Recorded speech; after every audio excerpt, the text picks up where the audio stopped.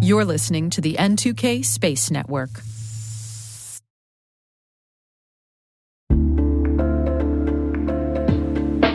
And now, a word from our sponsor, ThreatLocker, the powerful zero-trust enterprise solution that stops ransomware in its tracks. Allow Listing is a deny-by-default software that makes application control simple and fast. Ring fencing is an application containment strategy, ensuring apps can only access the files, registry keys, network resources, and other applications they truly need to function. Shut out cybercriminals with world-class endpoint protection from ThreatLocker. In this moment of great geopolitical flux, Europe is pushing for more sovereign space capabilities. There's a rise in launch providers and spacecraft manufacturing. Powerhouse collaborations are working to rival the United States and China, and more spaceports are being developed. The latest launch site in Europe to receive its license is situated in the middle of the Atlantic Ocean. Are the Azores the answer to launch and re-entry for Europe?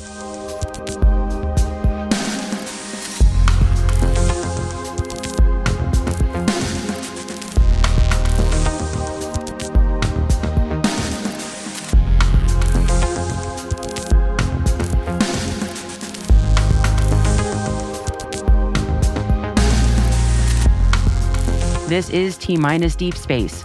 I'm Maria Varmazes. The Atlantic Spaceport Consortium says that it is shaping the future of space access for Europe and the world. They've recently secured a license to operate a spaceport in Santa Maria, Azores, Portugal. From a unique geostrategic location in the Azores, at the heart of the North Atlantic, the spaceport's mission is to deliver innovative and cost-effective ground service solutions to launch providers. And let's find out more now from Bruno Carvalho, director of the Atlantic Spaceport Consortium. My name is Bruno Carvalho, so I'm the director of the Atlantic Spaceport Consortium. I've been in the industry for a while, so more than 20 years now, and different capacities, different roles, but focused mainly on the European ventures in the European market. I'm obviously based in Portugal at the moment, but I did spend 2 years in France and 8 years in the UK, and I've been traveling a bit for the industry. The Atlantic Spaceport Consortium is something that popped out 7 years ago now, like at the end of 2018, beginning of 2019, when there was actually some initial discussions regarding the possibility of having a spaceport in the Azores in Portugal. At the time, I was still in the UK, planning to move the family back to Portugal, and that came kind of in a natural fit. The consortium is actually a joint venture for now, or a consortium of two companies. One is ILEX Space, which is my own consultancy company, focused on the business development side, on the market strategy and how we fit within the space ecosystem and space market. Optimal Structure Solutions, which is the second partner of the consortium, is focused on manufacturing, particularly focused on new materials, composites, but they also do metalworks and the like. So within the consortium, we found that would be a good fit. We got to know obviously the other founders responsible for Optimal. They've also been outside of Portugal with engineering background and all of us, and we thought that we could look into the Azores for Spaceport. We were cooperating on other ventures already in terms of again, bringing Optimal to the space business and enhancing that. So we thought, why not? Let's see what we can do in the spaceport. At the time, there was some initiatives ongoing with regards to how it would work. The legislation was still an ongoing process as well. There were some initial tentatives of a public tender for a concession for an infrastructure that would be publicly owned. Eventually that kind of collapsed, and we had to wait a few more years for the whole regulatory framework to be put in place. And that's what happened, really. Wow, it's quite a journey there. And I'd love if you could tell me a bit about the launch center. So Malbuska Launch Center, is that correct? So The islands, I mean, we obviously had to do an assessment of what would be the ideal locations for these things to be able to be possible. I mean, and possible from physically possible, right? So the Azores are 9-island archipelago. Each island is completely different. Santa Maria was chosen because it's the southernmost island and the easternmost island. So we can easily fly south from Malbushka. Malbushka is on the very southern end of the island.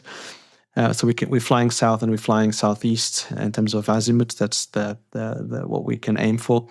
And we then had to go through a safety case and safety analysis with regards to population, people.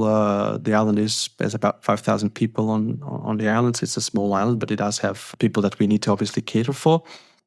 And that's the interesting topic is that Santa Maria is it's the only one that does not have an active volcano. Every other island still have some volcanic activity still ongoing, which means that Santa Maria would make it a bit more stable with regards to infrastructure going forward. So when you look at the map and when you look at where it's located, it's really in the middle of the Atlantic. So it's 38 degrees north in terms of latitude, but it's really in the middle of the Atlantic, which means that we have ocean space in front of us. So ideal for recovery, ideal for testing, ideal for all that sort of things. So we're flying into an open space, into an open zone. And that idea kind of got traction, not just for access to space from going upwards point of view, but also from a re-entry point of view. So Santa Maria is being promoted by the Portuguese Space Agency and by the European Space Agency also as a point of return. And the Atlantic Spaceport Consortium is trying to kind of bridge that gap in terms of operations for the launchers, but also to provide all the necessary services and support for those that want to re-entry.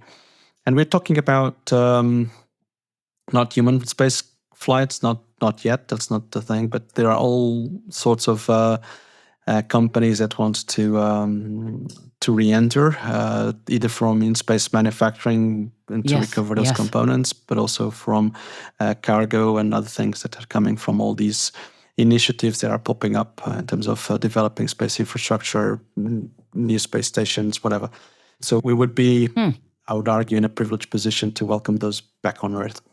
That sounds like a good list of different types of space organizations that you would be looking to work with.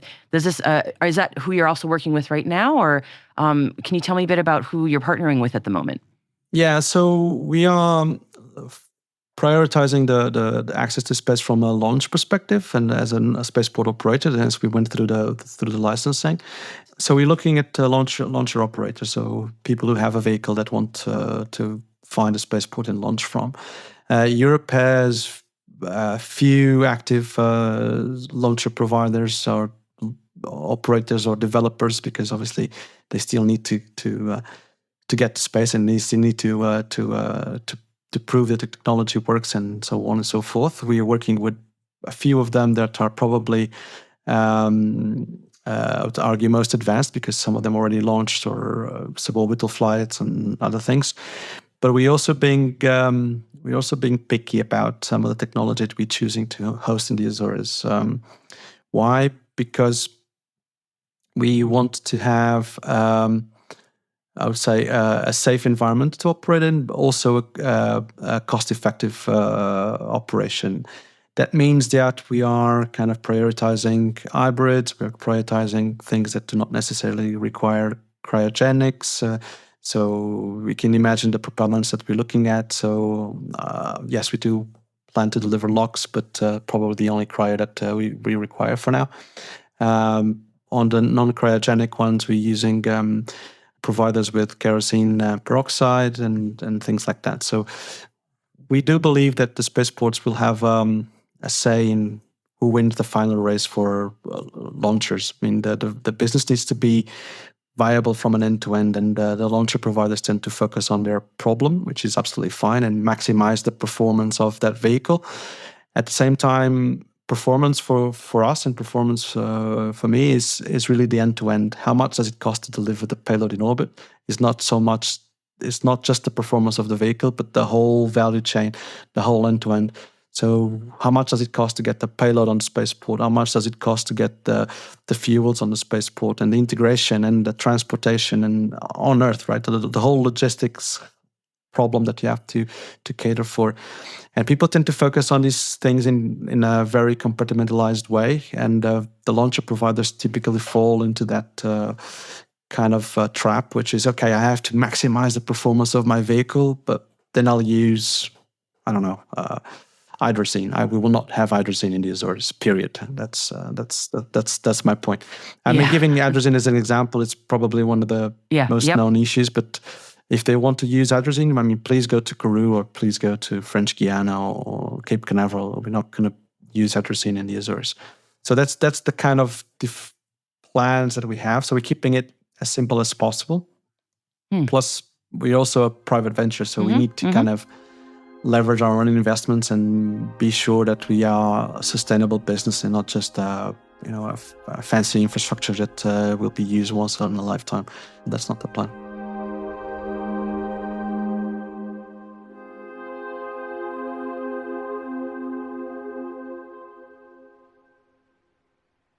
We'll be right back. And now, a word from our sponsor. The Johns Hopkins University Information Security Institute is seeking qualified applicants for its innovative Master of Science in Security Informatics degree program. Study alongside world-class interdisciplinary experts and gain unparalleled educational, research, and professional experience in information security and assurance. Interested U.S. citizens should consider the Department of Defense's Cyber Service Academy program, which covers tuition, textbooks, and a laptop, as well as providing a $34,000 additional annual stipend. Apply for the fall 2026 semester and for this scholarship by February 28th. Learn more at cs.jhu.edu/MSSI.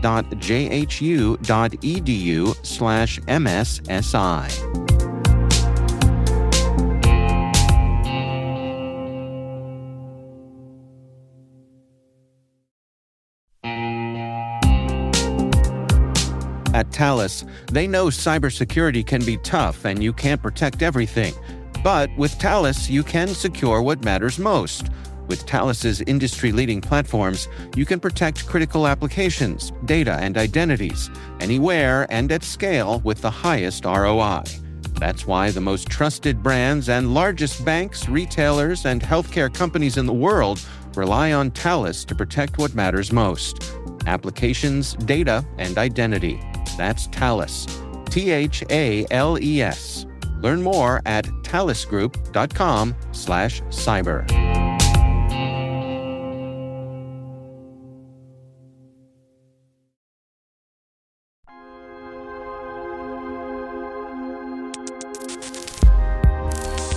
All of that makes a lot of sense. I mean, these considerations are certainly things that, especially of a spaceport like yours, definitely has to keep in mind. I can see why launch providers are not thinking about many of those things. It's just not their lane. But yeah, certainly spaceports do need to take all of that into consideration. It makes a lot of sense. And of the many, many things that spaceports need to think about, the licensing process is a bit notorious. And it's very different and it can be very arduous. But you have gone through it. So please tell me about how that all went. Well, there's a preamble to this is that, as I mentioned, we started this process like 7 years ago almost. But when we started, there was no regulatory framework in place. Okay, so when we actually started to look into what would the spaceport look like in the Azores, there was no legal framework in place that we could approach. The Portuguese government, it's been successive governments, but they kept that strategy going, fortunately. So something that sometimes is not necessarily easy to do when you change the political party or whatever, but they kept that going. And Portugal made a kind of a commitment to develop its own regulatory framework, which includes not just the spaceport, but the actual launch, satellite operations, re-entry, and so forth.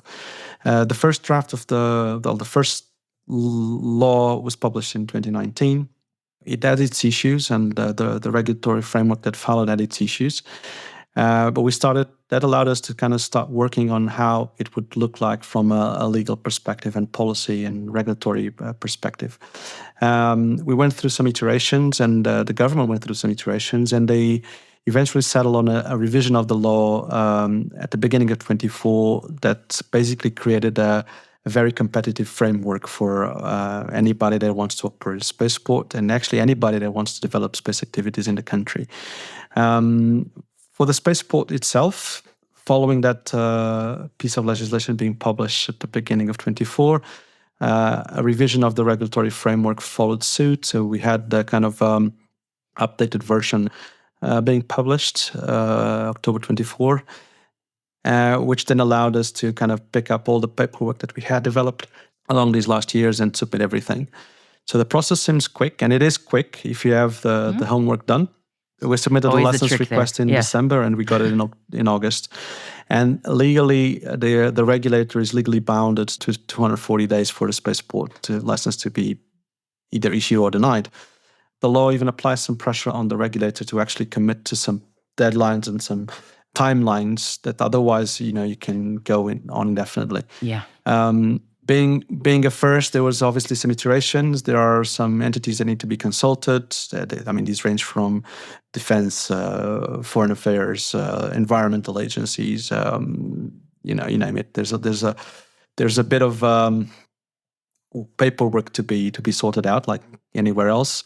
But I think that they left it in a way that, again, it's competitive. Now, there's a trick here, and there's a catch, which is we're licensing the spaceport. We now need to go through a process to license the vehicles that will be launched from the spaceport. But that is something that is much easier now that we went through this process, because we're defining the envelope of operations. So they'll name us as their spaceport, and we'll provide the support for them also to go through this process. And actually, we can turn it around within 90 days. So if we submit the license today, 3.5 months, you have the paperwork done. Obviously, provided that you have the necessary analysis and necessary safety cases and everything. That is remarkably fast. I'm just really impressed by that. It can be just a very slow process depending on where you are, but that is truly remarkable. So that is. I'll stress this again. It's one of the competitive advantages of the country itself, and it was made by the authorities with that purpose in mind. I mean, Portugal is a small country. We don't have that much funding available to develop these kind of infrastructure. So the way to attract companies to come and fly with us, to come and launch with us, to come and operate and do their business in Portugal, which, by the way, obviously opens the market to the European Union, and obviously all of that side also counts.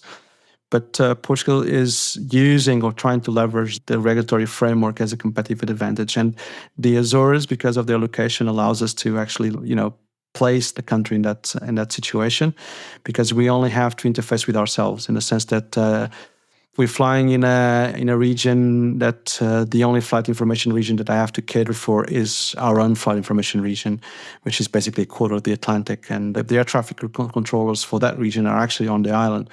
So it's one single point of interface. So that means that the licensing process does not have to consult outside of Portugal for that matter, which means that I don't have to account for other people's airspaces and then coordinate and then wait for their replies and so on and so forth. So from that point of view, it's much easier to go through that process in Portugal. That is fascinating.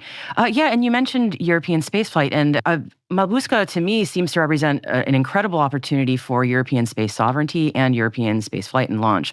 That's one thing that, obviously, given the current context in the world and geopolitics, it's always in the back of our minds. We did not start this with that in mind as such, because obviously we're open for business globally. We're placing the Atlantic Spaceport Consortium as an infrastructure operator, in the sense that we want to potentially have multiple spaceports that we manage and that we operate in the same model that an airport operator operates multiple airports. We want the customers to be the equivalent of the airline. So they come, they launch, they fly, they do whatever they need to do, and we need to cater for those customers. And obviously, you have the downstream customers like the payloads, and again, coming back to the re-entry and so on and so forth. So we see ourselves as in another piece of that puzzle. The European sovereignty issue obviously is something that is being carefully looked at, and we do believe we can provide that kind of support and obviously that kind of sovereignty and availability of one location that ticks all the boxes from a European Union perspective. Let's see how things evolve. Obviously, fortunately, Europe has access to French Guiana from that point of view. It's not completely locked out of space. But we want, obviously, the Azores to provide some diversity and to enable that to go forward into the future. Yes, absolutely. That makes a lot of sense. Well, I just wanted to make sure I give you sort of the last word. If there's anything that we didn't talk about that you wanted to mention for the audience, I want to make sure that I give you that opportunity. Obviously, we are in a situation now where things are going to ramp up. We've not developed any kind of permanent infrastructure or anything yet because we did not have that license. Now with that license, we can go to the market in a different way, and that's obviously, I mean, market both ways. Market as a catering for customers and the business development side of things, but also market from an investment perspective, because we, as I mentioned, we are not a country with a lot of funding, and obviously, even with funding within the EU, there's always mechanisms that probably take a little longer than they should, and we do not want to miss that window of opportunity. So we really want to try to understand how we can leverage the location, the licensing process that went through, and see how we can potentially even raise some additional funds to go faster. I think going faster or going slower, it will depend a bit, not so much on us now, but also on the readiness of the vehicles. I mean, we are all, I think, globally waiting to see who comes next after SpaceX. And I think particularly in Europe, we don't have anybody yet that is really that are really ready to go into orbit. And I'm not talking about, obviously, the Ariane 6 and the Vegas that are flying from Kourou. These will never launch from the Azores. That's not the aim. But the smaller launchers, we're waiting to see who comes up on top. And again, I stress that the spaceports may have a word in that with that regards in terms of the technology that they use. We've been flying a bit under the radar, if I may say so. I mean, we've been cautious about how we present ourselves and also how we approach the market, because we have limitations and we know that the site has limitations. So we really cannot just go out there and advertise that we can support everything. But I also know that the launcher providers in particular sometimes, and if you look at SpaceX, it's a good example, they want to control the whole vertical, so they control the end-to-end. And some launcher providers do want to do that. But for a country like Portugal and for a region like the Azores, we could not commit to one single launcher provider, or even two, because again, we don't know who's going to win. So we need to play it in a way that we're going to allow them to test things from the Azores, to test the technology, to do their first flights, maybe not. Some of them went to other spaceports in the north of Europe. I think we'll be complementary to those spaceports because, again, we don't know who's going to be flying. And we do not have space for everybody yet. The island itself is not that big, so we need to kind of manage that time and space allocation on the pads. If everything goes well, we foresee 2 pads in a midterm future. We're not quite there yet. Let's see what will happen in the near future. It's exciting times.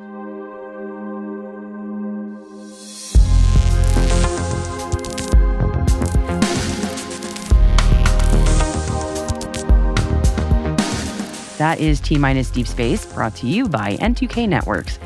We'd love to know what you think of our podcast. Your feedback ensures that we deliver the insights that keep you a step ahead in the rapidly changing space industry. If you like our show, please share a rating and review in your favorite podcast app, or you can send an email to space@n2k.com. We are proud that N2K Cyberwire is part of the daily routine of the most influential leaders and operators in the public and private sector, from the Fortune 500 to many of the world's preeminent intelligence and law enforcement agencies. N2K helps space and cybersecurity professionals grow, learn, and stay informed.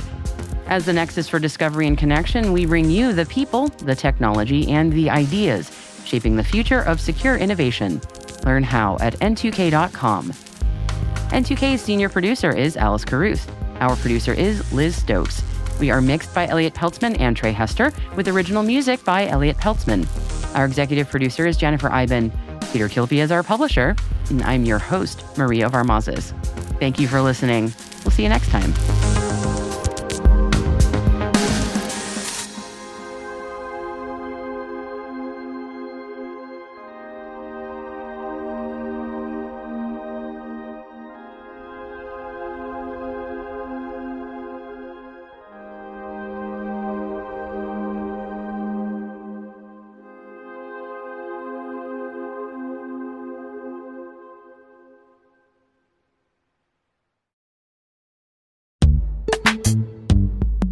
Think your certificate security is covered? By March 2026, TLS certificate lifespans will be cut in half, meaning double today's renewals. And in 2029, certificates will expire every 47 days, demanding between 8 and 12 times the renewal volume. That's exponential complexity, operational workload, and risk. Unless you modernize your strategy. CyberArk, proven in identity security, is your partner in certificate security. CyberArk simplifies lifecycle management with visibility, automation, and control at scale. Master the 47-day shift with CyberArk. Scan for vulnerabilities, streamline operations, scale security. Visit cyberark.com/47day. That's cyberark.com/47day.